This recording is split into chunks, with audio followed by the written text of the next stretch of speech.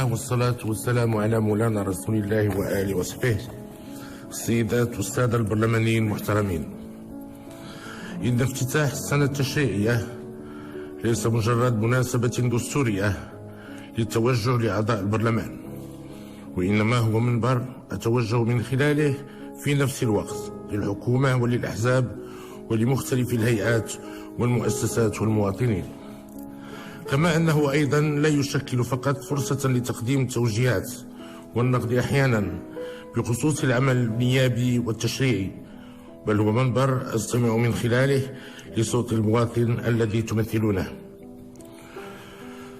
ويسعدنا في البداية أن نتقدم بالتهاني لأعضاء مجلس النواب على الثقة التي وضعها فيهم المواطنون لتمثيلهم بالمؤسسة التشريعية، كما نعبر عن تقديرنا لما أبانت عنه السلطات العمومية من التزام بروح المسؤولية الوطنية في كل مراحل الانتخابات.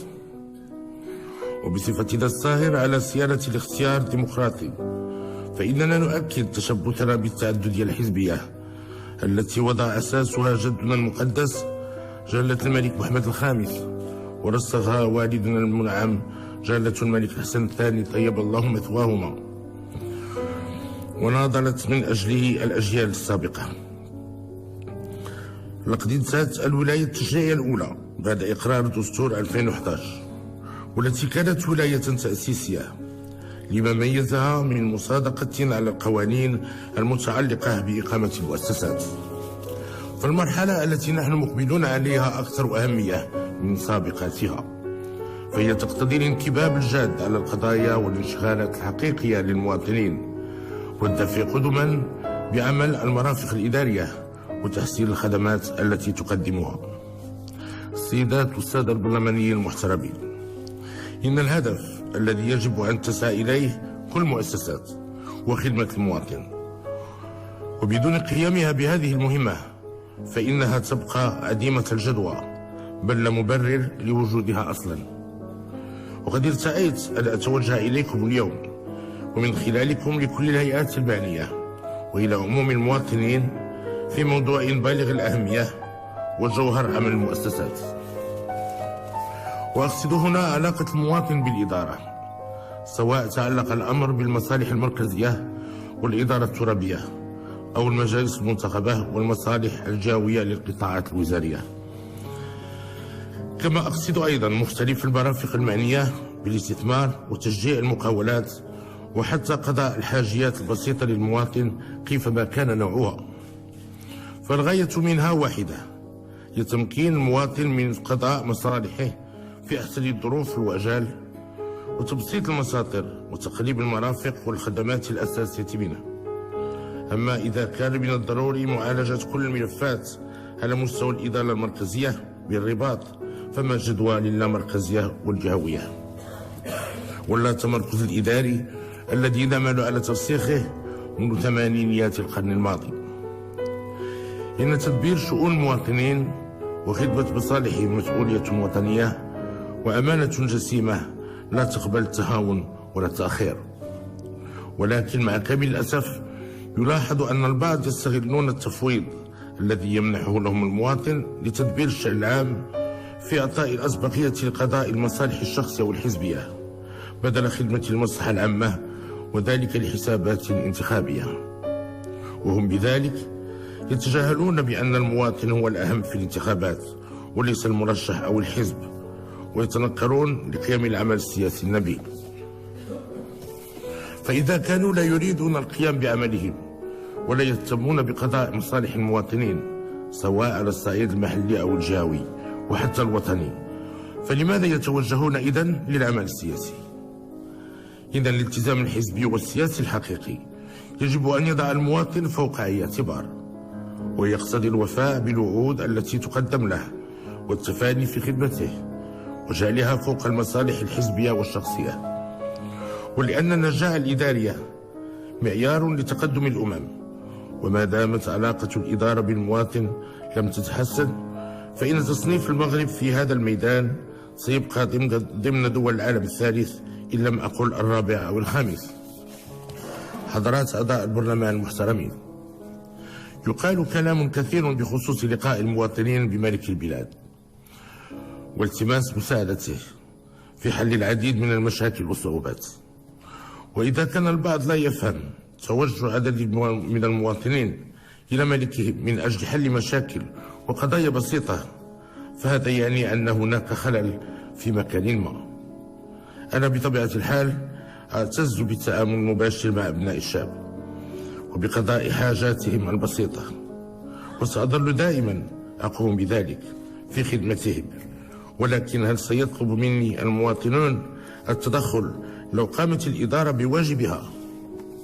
الأكيد أنهم يلجؤون إلى ذلك بسبب انغلاق الأبواب أمامهم، أو لتقصير الإدارة في خدمتهم وللتشكي في من ظلم أصابهم. حضرات السيدات والسادة البرلمانيين، إن المرافق والإدارات العمومية تعاني من عدة نقائص تتعلق بالضعف في الأداء وفي جودة الخدمات التي تقدمها للمواطنين، كما أنها تعاني من التضخم ومن قلة الكفاءة وغياب روح المسؤولية لدى العديد من الموظفين. إن الإدارة تعاني بالأساس من ثقافة قديمة لدى أغلبية المغاربة، فهي تشكل بالنسبة للعديد منهم مخبأ يضمن لهم راتبا شهري دون محاسبة على المردود الذي يقدمونه، غير أن المسؤولية تتطلب من الموظف الذي يمارس مهمة أو سلطة عمومية تضع أمور الناس بين يديه أن يقوم على الأقل بواجبه في خدمتهم والحرص على مساعدتهم. والواقع أن الوظيفة العمومية لا يمكن أن تستوعب كل المغاربة، كما أن الولوج إليها يجب أن يكون على أساس الكفاءة والاستحقاق وتكافؤ الفرص. السيدات والسادة البرلمانيين المحترمين، إن الصعوبات التي تواجه المواطن في علاقاته بالإدارة كثيرة ومتعددة، تبتدأ من الاستقبال مرورا بالتواصل إلى معالجة الملفات والوثائق، بحيث أصبحت ترتبط في ذهنهم بمسار المحارب. فمن غير المعقول أن يتحمل المواطن تعب وتكاليف التنقل إلى أي إدارة، سواء كانت قنصلية أو عمالة أو جماعة ترابية أو مندوبية جهوية، وخاصة إذا كان يسكن بعيدا عنها ولا يجد من يستقبله أو من يقضي غرضه. ومن غير المقبول أن لا تجيب الإدارة على شكايات وتساؤلات الناس، وكأن المواطن لا يساوي شيئا، أو أنه مجرد جزء بسيط من المنظر العام لفضاء الإدارة. فبدون المواطن لن تكون هناك إدارة، ومن حقه أن يتلقى جوابا عن رسائله وحلولا لمشاكله المعروضة عليها، وهي ملزمة بأن تفسر الأشياء للناس وأن تبرر قراراتها التي يجب أن تتخذ بناء على القانون. وعلى سبيل المثال، فالعديد من المواطنين يشتكون من قضايا نزع الملكية، لأن الدولة لم تقم بتعويضهم عن أملاكهم، أو لتأخير عملية التعويض لسنوات طويلة تضر بمصالحهم، أو لأن مبلغ التعويض أقل من ثمن البيع المعمول به، وغيرها من الأسباب. إن نزع الملكية يجب أن يتم بضرورة المصلحة العامة القصوى، وأن يتم التعويض طبقا للأسعار المعمول بها في نفس تاريخ القيام بهذه العملية، مع تبسيط مصادر الحصول عليه. ولينبغي أن يتم تغيير وضعية الأرض التي تم نزعها وتحويلها لأغراض تجارية أو تفويتها من أجل المضاربات العقارية.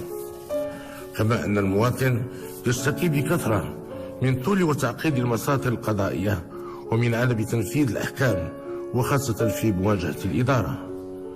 فمن غير المفهوم أن تسلب الإدارة للمواطن حقوقه، وهي التي يجب أن تصونها وتدافع عنها، وكيف المسؤول أن يعرقل حصوله عليها وقد صدر بشأنها حكم قضائي نهائي. كما أنه من غير المعقول أن لا تقوم الإدارة حتى بتسديد ما بذمتها من ديون للمقاولات الصغرى والمتوسطة، بدل دعمها وتشجيعها اعتبارا لدورها الهام في التنمية والتشغيل. كما أن المواطنين يشتكون أيضا من الشطط في استعمال السلطة والنفوذ على مستوى مختلف الإدارات، ومن تعقيد المساطر وطول آجال منح بعض الوثائق الإدارية. إذ لا يعقل أن يسافر المواطن لطلب وثيقة ويقدم كل الوثائق الضرورية وينتظر أياما وأحيانا أسابيع للحصول عليها.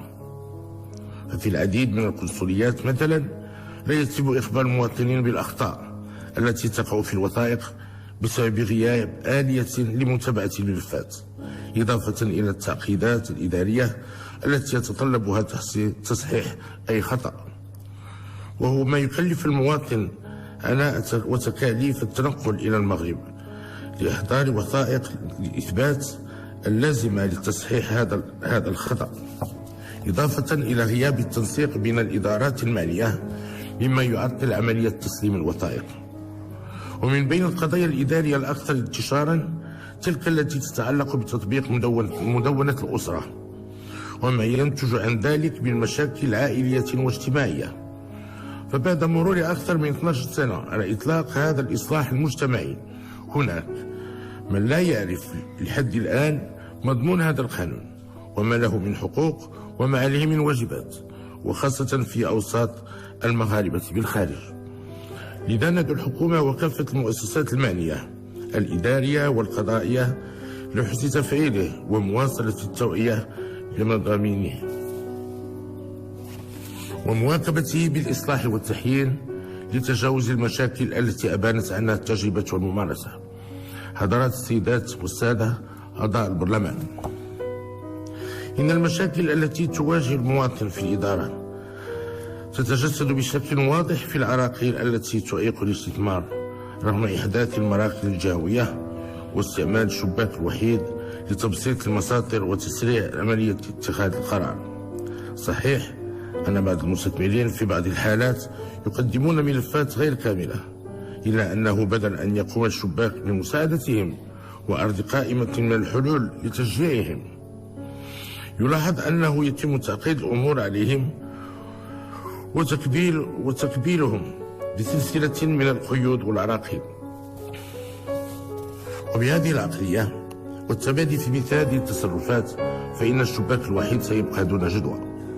وقد أكدت أكثر من مرة على ضرورة حل المشاكل ومعالجة الملفات في عين المكان، كما أعطيت تعليماتي للحكومة ووجهتها لاتخاذ الإجراءات الإدارية بهذا الخصوص. فما جدوى الرسالة التي وجهتها إلى الوزير الأول منذ 2002؟ وما فائدة الجهوية واللامركزية ولا تمركز إذا استمر الوضع القديم واستمرت المشاكل السابقة؟ إن هذا الوضع غير مقبول ولا ينبغي أن يستمر. فالمستثمر عندما لا يتلقى جوابا وإذا لم يتم حل المشكل الذي يواجهه فإنه يرجع أمواله إلى البنك إذا كان مقيما في المغرب. أما إذا كان من أبناء الجالية وفضل الاستثمار في وطنه فإنه يكون مجبرا على العودة بأمواله إلى الخارج، وبذلك يتم حرمان الوطن من فرص الاستثمار والتنمية وحرمان المواطنين من فرص الشغل. إن الشباك الوحيد ليس إلا واحدا من الأوراش لمعالجة العراقيل التي تواجه الاستثمار، وإذا لم يتم إيجاد حلول ناجعة لها بعد كل هذه السنوات فكيف يتم تطبيق باقي النقط المهمة الواردة في رسالتنا إلى الوزير الأول والتي تخص علاقة المواطن بالإدارة وتبسيط المساطر وتشجيع الاستثمار؟ السيدات والسادة البرلمانيين المحترمين، رغم السلبيات والنقائص التي تعاني منها بعض المرافق العمومية فهذا لا يعني أن الوضع أسود وأن الإدارة لا تقوم بواجبها، بل إنها تتوفر على مؤهلات مهنية وتقنية عالية وتعرف تحسنا ملحوظا. وخير دليل على ذلك الأوراش الكبرى التي يتم إنجازها والسياسة القطاعية والوطنية الناجحة التي غيرت وجه المغرب وكان لها دور كبير في تحقيق تقدم ملموس في مختلف المجالات.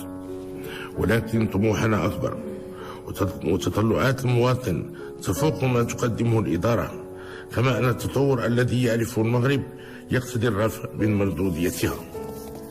إننا نؤمن بأن النجاح الإدارية تساهم في النهوض بالتنمية وفي جلب الاستثمار الوطني والأجنبي وتعزيز الثقة التي يحظى بها المغرب.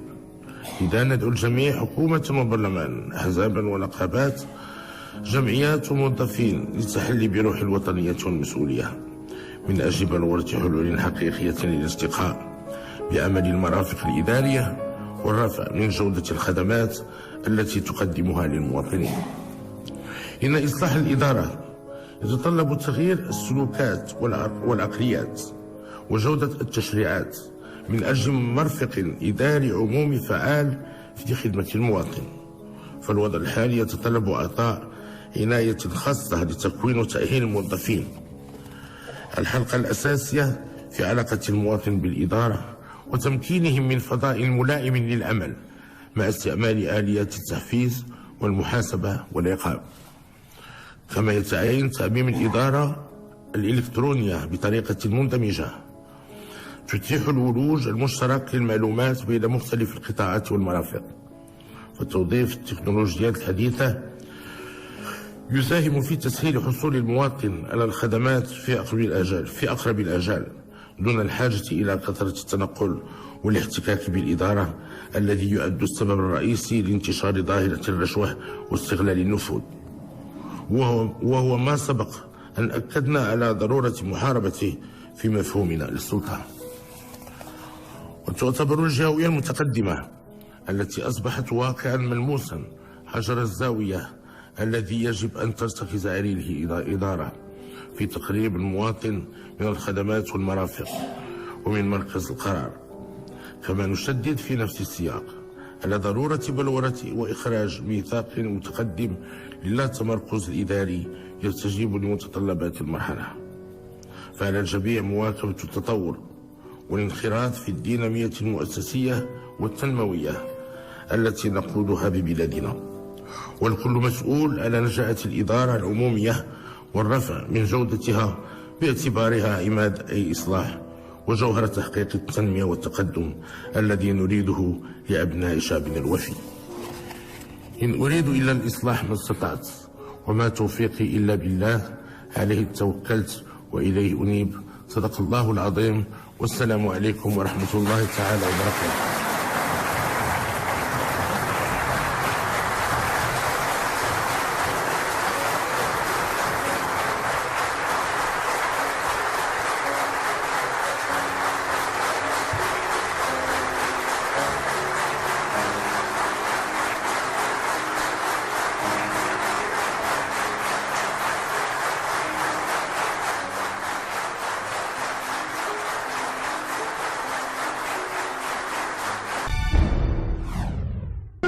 بعد ذلك ترأس جلالة الملك حفظه الله حفل استقبال على شرف نواب ومستشار الأمة بمناسبة افتتاح الدورة الأولى من السنة التشريعية الأولى من الولاية التشريعية العاشرة.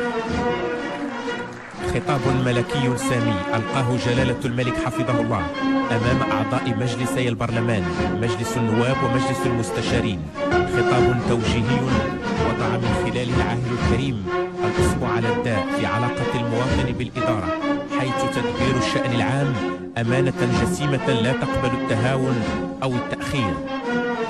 فبدون مواطن لن تكون هناك إدارة، يقول جلالة الملك. عراقيل تعانيها الإدارة المغربية.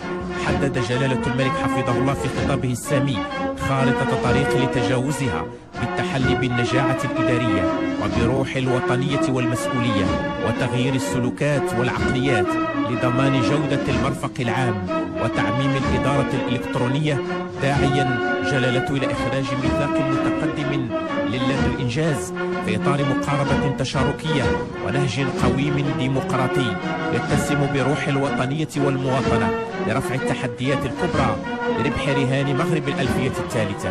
أوراش عديدة كالتعليم والصحة والقضاء وورش التنمية المستدامة. ديمقراطية تترسخ جذورها وإصلاحات تحقق أهدافها بفضل القيادة الرشيدة والحكيمة لجلالة الملك حفظه الله أراغي الديمقراطية. فالمغرب بفضل السياسة المولوية والنهج القويم لتسيير دفة الحكم غدا نموذجا يحتذى